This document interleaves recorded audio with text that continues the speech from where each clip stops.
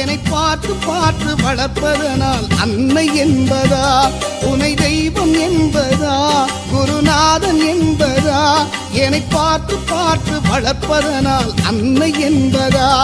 உனை கடவுள் என்பதா, கருணை வடிவம் என்பதா, உனை கடவுள் என்பதா, கருணை வடிவம் என்பதா, ஐயா ஞானதானம் தந்த உன்னை தந்தை என்பதா, உனை தெய்வம் என்பதா, குருநாதன் என்பதா, என்னை பார்த்து பார்த்து வளர்ப்பதனால் அன்னை என்பதா.